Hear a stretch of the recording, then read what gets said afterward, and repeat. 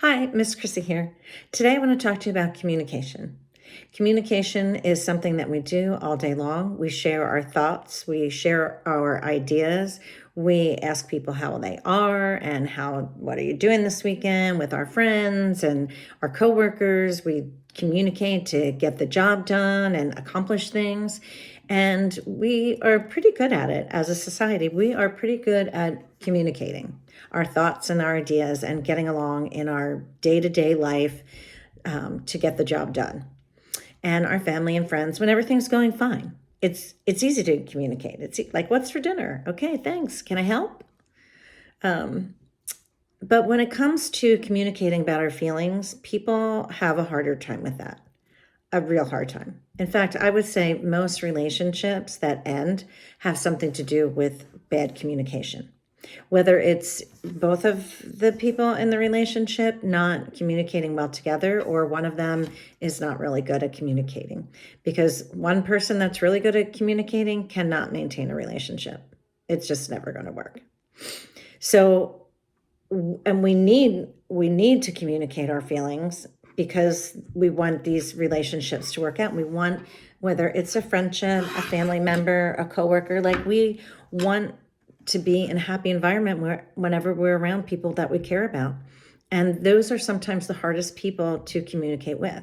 But it all starts out with being true to yourself and looking deep into yourself to know what your feelings are and what your goal is.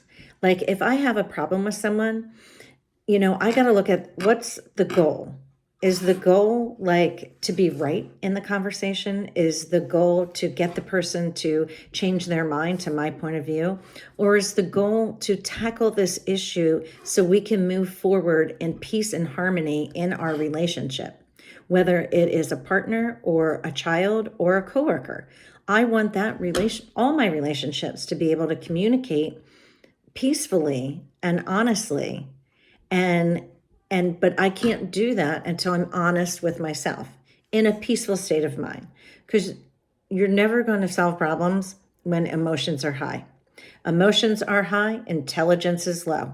So if you are your emotions are high and you're running hot and you're overflowing or hitting the boiling part, walk away. Don't even try to have a conversation then, because the higher that is, the dumber the conversation's going to be. And it's going to get defensive and it's going to get possibly mean, and it's not going to come to any resolution. So first, there are times I can only tell you what I do. I mean, I am no expert. I'm only an expert on myself, but these are things that could possibly help you. So if someone has upset me and I am feeling that way, I don't want to have the conversation when I'm feeling that way. So sometimes when that happens, I just have to walk away and be like, you know what? I'm just going to address this later. I don't even want to bring it up, put it on the table because I'm so mad or upset about it.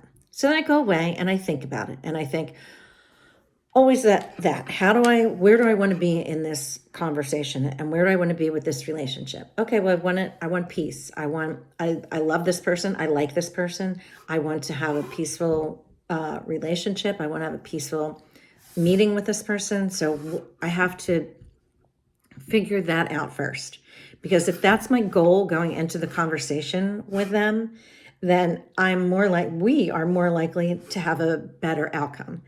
And that's the point, to have a better outcome.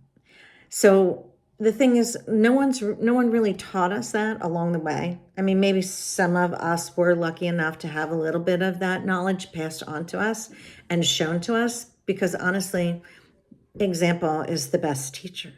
Is the best teacher. And seeing it and being a part of it, that's how you learn the best. So I had some notes. Okay. So we already know what happens when you don't do that. Like it's a shit show. It can just be a big old mess. So if you want to lessen those times, lessen those situations in your life, and you want to turn it around, everything starts with you. You might think it's the other person's fault, when you're mad or you're hurt or you're upset, but stop and think for a minute, like, what could I have done or said differently in that situation to make it turn out better? And sometimes that answer might be, you should have just walked away altogether because there was no getting along with that person. And that happens. Like sometimes you do just need to walk away from people in your life that you invest a lot of time and effort into having a peaceful, loving, calm, equally balanced relationship. And if that's not happening for your own sense of peace, like sometimes you just need to walk away, even if it's been a lifelong relationship. I mean, some people unfortunately have this happen in their own families. But if it's for your own mental health, like sometimes you need to walk away from that for your own self. So you imagine the best self that you want to be, and then act like that person would. So when I go into this conversation with someone, that works for me, I want to give that person confidence. I want to give that person the ability to share honestly with me what they're thinking and feeling so we can move past this and grow past this. Because when you step over the mountain, you achieve the next milestone in a relationship, in a communicating relationship. Like it changes your relationship for the better. And you're only ever going to know that when you try it and you achieve it. Now, again, sometimes you can come at someone in the softest way and be clear about how you feel and be clear about what you mean when you're saying that and what your intention is. Like, I have this happen at work a lot where I want to know what happened in a situation. And I say to the people involved, I'm not looking to blame anyone. I'm looking to make sure that we correct it so it doesn't happen again. It's not about you're bad and you're good because you didn't do it and you did it. I don't care. Like all I care about is that we make sure it doesn't happen again and that everyone's okay with that. So that I take that into my personal relationships. Like I'm not looking to blame. I'm just looking to move past it so we can grow past it.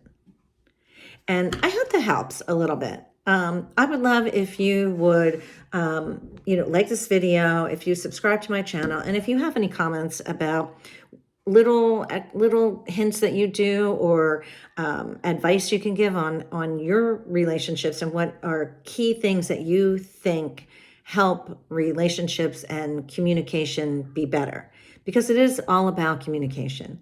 And when you try, just take little baby steps at first, just try to communicate better for you. Like even just looking in the mirror and being honest with you when you're talking to yourself. Be honest. Be honest about what flaws you might have when you communicate with someone and see how that could be a detriment to what's going on here.